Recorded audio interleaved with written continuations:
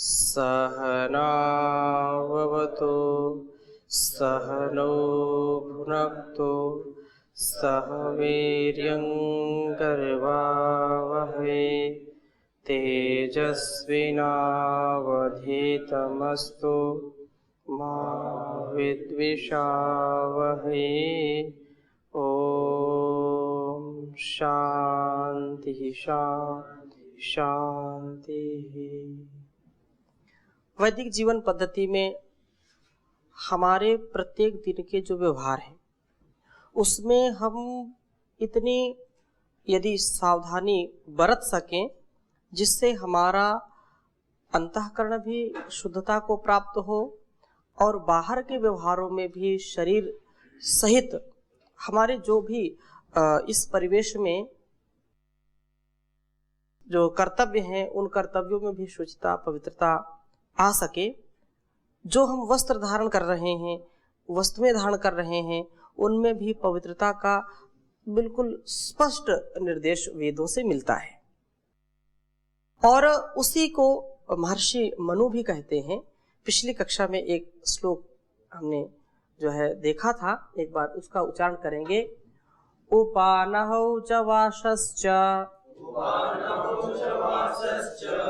धृतम् अन्यैर्न धारयेत् उपवीतम् अलङ्कारम् स्रजं करकमेव च। तो महर्षि मनु कह रहे हैं कि शुद्धता तो परम आवश्यक है। नख के शादी के विषय में पहले चर्चा कर ली है और अब ये कह रहे हैं कि हमारा जो वस्त्र है और जो पाद त्राण उपाना या जूते चप्पल हैं, इतनी सूक्ष्म दृष्टि हमारे पूर्वजों की रही है कि यदि हम उसका पालन करें तो वास्तव में हमारा जीवन भी ऋषि तुल्य हो सकता है। कि दूसरों के द्वारा जो प्रयुक्त हैं, दूसरे के द्वारा जो पहने जूते चप्पल हैं, उनको न धारयेत, उनको नहीं धारण करना चाहिए। और वस्त्रम, दूसरे के पहने हुए वस्त्रों को भी नहीं पहनना चाहिए। और कह रहे हैं कि उपवीतम अलंकारम, जो जनेऊ है, जो उपवीत है, उसको भी यदि किसी ने पहना है तो उसको दूसरों को नहीं पहनना चाहिए। अलंकारम, जो अलंकार हैं, जो आभूषण हैं, उनको भी किसी के आभूषण पहने और दूसरों को देना ये भी उचित नहीं होता है। तथा माला है या कमंडल आदि है, इनको दूसरों की जो वस्तुएं हैं उनका धारण ना करें। तो कहने का आशय ये है कि जब दूसरों की वस्तुओं का हम प्रयोग करते हैं तो विशेषतया जो व्यक्ति उसको धारण करता है, जो त्वचा से संबंधित है, जो त्वचा से लिपट करके वस्तु रहती है या उसके संपर्क में रहती है, ऐसी दूसरों के द्वारा धारित की हुई वस्तुओं को जब हम पहनते हैं तो उससे अनेक प्रकार के उसके शारीरिक दोष हमारे शरीर पर आ सकते हैं। अंतः वस्त्र भी कोई पहनता है, किसी के जो अंदर जो वस्त्र पहने जाते हैं उनको तो विशेषतया नहीं पहनना चाहिए दूसरों का, क्योंकि उसके शरीर से जो भी जो है कीटाणु आएंगे वस्त्रों या ऐसे वस्तुओं में होंगे, वो आप धारण करेंगे तो आपको वो रोग हो सकते हैं। इसमें स्वच्छता के साथ दूसरों के जो है उपसर्ग मतलब इन्फेक्शन हो सकता है। इसलिए ऐसे वस्तुओं का कभी भी प्रयोग ना करें जिससे संक्रमण की जो है गुंजाइश हो, संक्रमण जिससे हमारे शरीर में फैल जाए, ऐसा कोई भी वस्त्र हम प्रयोग ना करें।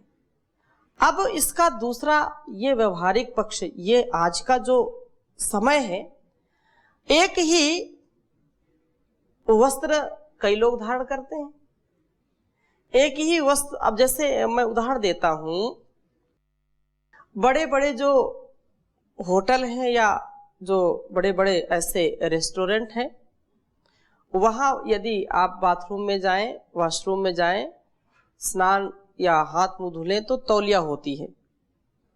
तौलिए का प्रयोग कितने लोग करते होंगे पूरे दिन? सैकड़ों लोग प्रयोग करते हैं, लेकिन उससे बड़ी हानि होती है।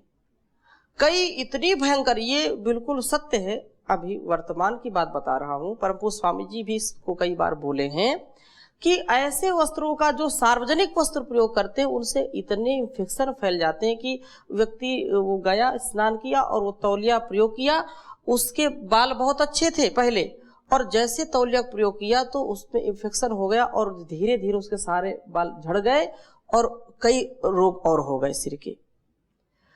बहुत ऐसे रोग हो जाते हैं कि आप जैसे अभी इतना बड़े बड़े कार्यक्रम होते हैं, विवाह आदि होते हैं, पार्टियां होती हैं, गद्दे या ऐसे चद्दर आदि आती हैं, उनका भी लोग बहुत प्रयोग करते हैं, सैकड़ों लोग प्रयोग करते हैं। उसमें उनको किराए से लाते हैं तो कोई संकोच भी नहीं करते, उस पर जूते भी पहन करके टहलते रहते हैं, हर कार्य करते हैं उस पर, और उसका सब प्रयोग करते हैं। उससे भी बहुत हानि है, उससे रोग होते हैं। फिर ये सारी स्थितियां सामने हैं, लेकिन ऐसी स्थितियों को कैसे दूर किया जाए, ये कैसे संभव है? भाई, हम अपने घर से दूसरे के यहाँ निमंत्रण जाएंगे, रात्रि रुकेंगे, तो गद्दे लेकर तो नहीं जाएंगे। पहले लोग लेके जाते थे, कंबल लेके जाते थे, वस्त्र लेके जाते थे। अब उसको आप कुछ भी नाम दे दो कि लोगों के यहाँ अभाव था इसलिए अपने अपने लेके जाते थे, या ये कह लो लोगों की जागरूकता थी कि अपने बिस्तर वो स्वयं ले जाते थे। दोनों बातें आप कह सकते हैं, स्वतंत्रता आपकी है। तो हमको आहार के स्तर पर भी अभी हर घर का, हर व्यक्ति के हाथ का भोजन क्यों नहीं करते थे?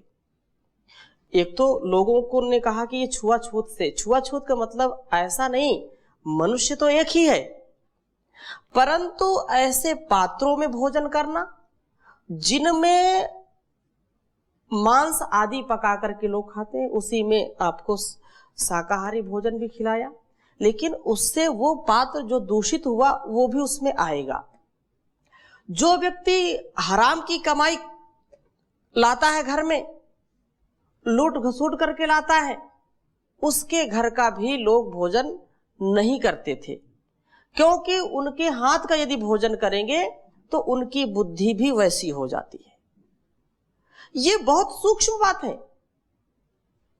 उच्चिष्ट ना खाना, जूठा ना खाना, दूसरे की वस्तु प्रयोग ना करना, लेकिन आज यही प्रेम का प्रतीक बना हुआ है लोगों के अंदर। बोले एक दूसरे का जूठा खाएंगे तो प्रेम बढ़ता है इससे, और एक दूसरे का जो है थूका हुआ खाते रहते हैं, बीमारियां इससे और बढ़ रही। एक दूसरे के वस्त्र पहनते रहते हैं, बोले आज चेंज करते हैं, आप मेरे कपड़े पहनो, मैं आपके पहनता हूं।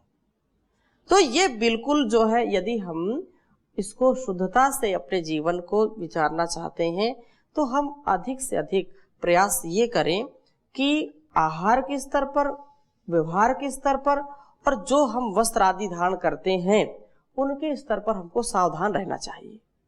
यदि कहीं जाते हैं तो थोड़ी सी ऐसी व्यवस्था करके जाएं कि जिससे हमारा जो है बाहर की शुद्धता बची रहे, वो बनी रहे। बहुत इसमें प्रश्न खड़े हो सकते हैं मैं जो बातें बोल रहा हूं, लेकिन जहां तक हो सके, सारी बातें नहीं कर सकते आज। भाई जाएंगे बाहर तो भोजन तो करना पड़ेगा, लेकिन इस बात को आपको स्वीकार करना पड़ेगा कि जिन बर्तनों में भोजन लोग पकाते हैं उनमें जो अभक्ष्य चीजें वो भी पकती हैं, और वो बर्तन टेंट के घूमते रहते हैं चारों तरफ। तो बहुत ऐसे लोग अभी भी हैं जो कभी बाहर की वस्तुओं का प्रयोग नहीं करते, नहीं खाते हैं, और वो नहीं खाते हैं तो वो स्वस्थ रहते हैं, और आज का जो परिवेश है उसको हमको समझ करके यथा योग्य बचना चाहिए। फिर नहीं बच पाते हैं तो सावधानी से करें। जी स्वामी जी, जो मैं समझ पाया कि एक पक्ष है, दूसरा पक्ष जो मुझे समझ में आता है स्वामी जी, वो ये भी है कि जैसे मेरे वस्त्र हैं, अगर कोई दूसरा नहीं करेगा तो चोरी भी नहीं करेगा।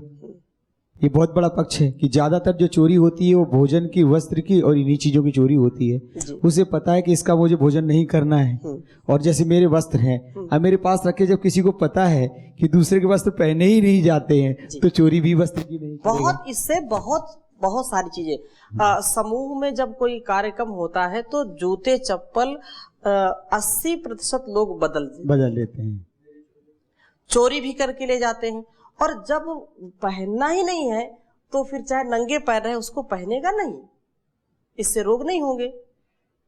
इससे भी बच जाएगा, चोरी से, अधर्म से भी बच जाएगा। बिल्कुल। तो अधर्म से बचाने के लिए भी हो सकता है ये पद्धति, अधर्म से बचाने के लिए भी। और जो वैज्ञानिक पक्ष है, जो ये बिल्कुल सत्य है कि जो घटनाएं हैं कि बाल उड़ गए और चर्म रोग हो गए, खुजली हो गई, ऐसे सैकड़ों रोग हो जाते हैं। लेकिन स्वामी जी उस समय ज्यादा होता था जब लोग जागरूक नहीं थे। आज के समय में जब वस्त्र को इतना क्लीन कर देते हैं, ऐसे ऐसे डिटर्जेंट आ गए हैं कि उसमें अगर उसको डाल दिया जाए तो कुछ भी शेष नहीं रहता है। तो ऐसी कंडीशन में शायद उतना मेरे समझ में शायद नहीं होता है। वो तो मैंने देश काल परिस्थिति और संतुलन बनाने की बात कही है। और उसमें हमको यथा योग्य यही है कि हम दूसरों की वस्तु का प्रयोग ना करें। ये हमारा कर्तव्य है, ये हमारा धर्म है, कुछ भी हो जाए। हाँ, बहुत आपातकाल की स्थिति है, कोई व्यक्ति ठिठुर रहा है, ठंड से मर रहा है, तो उसको तो पहनाना ही पड़ेगा अपने वस्त्र, या उसको रोग की स्थिति में रोगी है तो उसको देना ही पड़ेगा। अस्तु, तो बहुत सारी ऐसी चीज है। आगे एक बात आई कि व्यक्ति को कभी भी जो है ऐसे वस्तुओं को कभी स्पर्श नहीं करना चाहिए, ऐसी वस्तुओं पर कभी पैर नहीं रखना चाहिए जो दूषित हैं। जो है मूत्र पुरुष आदि जो मलमूत्र से युक्त चीजें हैं उनका कभी भी स्पर्श ना करें, क्योंकि उनसे भी बहुत ज्यादा जो है रोग आ जाते हैं, अशुद्धि आ जाती है। नाप्सु मूत्रम पुरुषम व सृष्टिवनम व समुत्सजेत अमेध्य लिप्त मन्यद्वा लोहितम व विषाणी वा। एक बात और कही मनु महाराज ने कि जल की शुद्धि परम आवश्यक है। थोड़ी चर्चा हमने पहले भी की थी कि जलाशय में कभी भी व्यक्ति को कोई भी दूषित चीज नहीं डालनी चाहिए। जलाशय में मलमूत्र कभी नहीं करना चाहिए। जलाशय में कभी भी ऐसी चीजों का प्रवाह नहीं करना चाहिए जिससे जल दूषित हो। ये बहुत बड़ा पाप है। अब तो लोग ऐसे शहरों में जो है फिल्टर का पानी पीते हैं, आरओ का पानी पीते हैं। पहले क्या होता था कि ऐसे नदी, झील, तालाब का पानी सभी पीते थे, उससे भोजन भी बनता था, तो भी वहां पर बहुत पवित्रता की आवश्यकता होती थी। और अभी भी हम प्रयास ये करें कि अपने जो है घर को पवित्र बनाएं। घर को पवित्र बनाते समय इस बात का ध्यान रखें, जो भी घर का कूड़ा कचरा है उसको धर्म का चोला पहना करके ऐसे नदी में न डालें कि ये तो पवित्र हो गया, इसको ऐसे स्थान पर डाल दिया। तो घर का जो कूड़ा कचरा है उसको नदी में कभी भी प्रवाहित नहीं करना चाहिए। और जो है अमेध्य से दूषित एवं अन्य द्रव्य न डालें, रक्त या विष न फेंकें। जल में कभी भी रक्त या विष न फेंकें, कभी भी मलमूत्र न करें। वक्तव्य यह है कि पानी जीवन के लिए एक अत्यंत आवश्यक पेय है और इसके दूषित होने से मनुष्य के अनेक अंतर्बाह्य रोग उत्पन्न हो जाते हैं। अतः इसको किसी भी प्रकार से दूषित न करें, ये मनुष्यों का कर्तव्य है। प्राचीन काल में पानी को किसी प्रकार से दूषित करना इतना महापाप माना गया था कि सत्यता की जो है एक कथा आती है कि कथा क्या, उसको भरत ने जब माँ से आकर के अपने ये बात सुनी कि बड़े भाई रामचंद्र जी को और लक्ष्मण जी को, सीता जी को वनवास हो गया है, तो उनको बड़ा खेद हुआ और उनको बड़ी ग्लानि हुई कि मुझको तो ननिहाल में भेज दिया गया और मेरे भाइयों को इधर भेज दिया गया, तो मेरी जो कौशल्या माँ है या मेरे भाई हैं, तो उनके मन में क्या बीत रही होगी कि इसमें भरत का भी हाथ है। भरत ने भी अपनी सहमति जताई होगी, इसलिए चुपचाप खिसक गए ननिहाल और हमको इधर करके फिर आकर के राज्य अपना जो है लेंगे।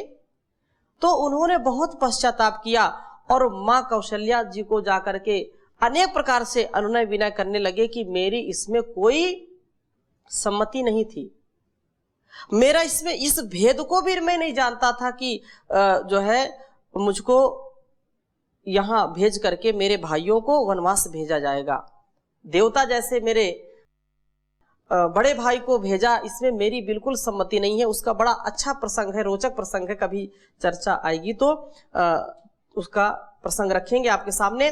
केवल इतनी सी बात प्रसंग में कहनी है कि उन्होंने एक पाप, क्योंकि जल को दूषित करना महापाप माना जाता था, तो उन्होंने ये बात अपनी माँ से कहा कि हे कौशल्य माँ, मैंने कभी ऐसा सपने में भी नहीं सोचा कि मेरे भाई को जो है देश निकाला दिया जाए और मुझको राज्य दिया जाए। यदि मेरी इसमें बिल्कुल जो है अगर थोड़ी सी भी सहमति हो तो मुझको वो पाप लगे जो एक जल को दूषित करने वाले को लगता है। अर्थात जल को दूषित करना महापाप माना जाता था, क्योंकि जल ही जीवन है। वो चाहे पशु पक्षी हो या मनुष्य हो, बिना जल के उसका जीवन चल नहीं सकता। तो पानी को दूषित करने वाला जो पाप लगता है, जो पानी को दूषित करता है, वो पाप मुझको लगे। लोभी लंपट लोलुपचारा, ये उन्होंने कई गिनाए हैं। लोभी लंपट लोलुपचारा, जेता कहीं पर धन पर दारा। उनकी जो लोभी है, लंपट है, जो लोलुपता से युक्त है, जो दूसरे की जो है स्त्री को बुरी निगाह से देखते हैं, इतने सारे पाप ही तो हैं। ये सारे पाप मुझको लग जाएं यदि मैंने ऐसा भेद भी यदि जाना हो, यदि थोड़ी सी भी इसमें मेरी सहमति हो। तो कुल मिलाकर के कहने का आशय ये है कि जल को दूषित करना महापाप है, जल को दूषित नहीं करना चाहिए और कभी भी मन से अपवित्रता का भाव नहीं आना चाहिए। वास्तु शास्त्र में भी एक बात कही, मनसस चक्षुषो यत्र संतोषो जायते भुवि तस्याम कार्यम गृहा सर्वैः इति गर्गादि सम्मतम। गर्ग आदि ऋषियों का ये मत है कि जिस भूमि में मन और नेत्र दोनों को प्रसन्नता हो जाती है, उस भूमि पर हमको घर बनवाना चाहिए। ऐसे अशुद्ध भूमि पर, ऐसे शमशान या ऐसे दूषित भूमि पर जो है हम अपने निवास स्थान को ना रखें, जहां हमारे मन दूषित हो जाए, हमारा शरीर दूषित हो जाए, हमारा जो है व्यक्तित्व दूषित हो जाए। और आगे इसी बात को कहा, सोपद्रव्यम तथा स्वेच्छम दुर्गंधेन समन्वितम अभद्र दर्शनम वेश्मद्युषितः कह सुखम व्रजेत। तो गृह की शुद्धि के विषय में कहा कि जो कीटक मूषक आदि के उपद्रव से युक्त मलिन दुर्गंधित देखने से अभद्र ऐसे गृह में रहने वाला मनुष्य कभी भी सुखी नहीं रह सकता, कभी भी स्वस्थ नहीं रह सकता है। इसलिए हमारे ऋषि मुनियों ने जो भी बड़े बड़े नगर शहर बसाए या छोटी सी झोपड़ी या छोटा सा गांव बसाया, वो एक सुरम स्थान पर जहां जल आदि की जो है समुचित व्यवस्था हो, वहां पर अपने नगरों का निर्माण किया, जहां की वातावरण, जहां की वायु शुद्ध हो, दृश्य भी जहां का अच्छा हो, ऐसे स्थानों पर गृहवास होना चाहिए। और बाह्य शुद्धता, अंतःकरण की शुद्धता हमारे जीवन में विशेष गति और प्रगति देती है। गीता में भी आपने पढ़ा है, स्मरण किया है कि असुर और देव संपत्ति में जो दैवी संपद है उसमें भी शुचिता का कितना महत्व है, तो गीता में 16वें अध्याय में ये सबसे पहला जो श्लोक है आपको सबको याद है, आप एक बार बोले, अभयम सत्व संशुद्धि न योगा व्यवस्थिति चानम दमस्य यज्ञश्चा ध्याया तप आर्जवम। तो पहले ही श्लोक में जो दैवी संपत है उसमें दैवी संपद में ये बात कही कि अभयम सत्व संशुद्धि, सत्व की संशुद्धि होनी चाहिए। यदि सत्व अर्थात अंतःकरण की शुद्धि नहीं है, अंतःकरण की पूर्ण निर्मलता नहीं है, तो व्यक्ति कभी भी दैवी संपत से युक्त नहीं हो सकता है, वह आसुरी संपत से युक्त हो जाएगा। यदि हम देवता बनना चाहते हैं, यदि हमारे अंदर देवत्व के भाव जागृत करना चाहते हैं, तो बात कही कि अभयम, अभय कब आएगा, जब हमारे मन में कोई छल कपट नहीं होगा, हमारे अंदर कोई ईर्ष्या द्वेष नहीं होगा, तो व्यक्ति अभय उसको मिलता है, एक क्षण के लिए भी उसको कोई भय सताता नहीं है। और जो व्यक्ति मन में ईर्ष्या द्वेष आदि दोषों से युक्त है वो डरता रहेगा, वो दूसरों से भय करता रहेगा। जो चोरी की प्रवृत्ति वाला है, क्रोधी है, कामी है, लोभी है, द्वेषी है, उसका उत्साह कभी ऊपर नहीं होता, नीचे होता है। तो ये बात कही कि भगवान ने कि निर्भयता सत्व संशुद्धि अर्थात अंतःकरण की पूर्ण निर्मलता, व्यवहार में दूसरों के साथ ठगाही न करना, छल कपट से व्यवहार न करना और अवगुणों को छोड़ करके शुद्ध भाव से आचरण करना, ये सत्व संशुद्धि है। ऐसे गुणों से युक्त व्यक्ति सब कुछ पा सकता है।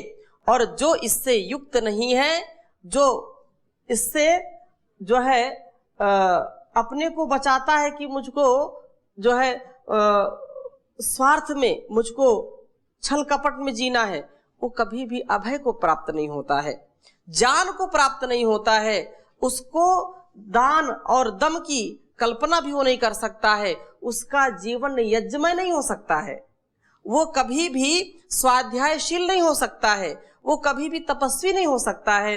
तो ये बात बहुत ही विशेष रूप से कही कि भय का जिस पे सर्वथा अभाव हो गया है, अंतःकरण की पूर्ण निर्मलता हो गई है और ज्ञान योग व्यवस्थिति ही, ज्ञान और योग से निरंतर जो दृढ़ हो गया है और सात्विक दान देने वाला है, इंद्रियों का जो दमन करने वाला है, वो अग्निहोत्र उत्तम कर्म और आचरण को करने वाला, वेद आदि शास्त्रों को पढ़ने पढ़ाने वाला, सुनने सुनाने वाला, भगवान के नामों और गुणों को स्मरण करने वाला, तपः स्वधर्म पालन में के लिए कष्ट सहना, अपने कर्तव्य में यदि कष्ट आता है तो उन कष्टों को बड़े ही सरलता से और आनंद से जो झेलता है वही तप कहलाता है।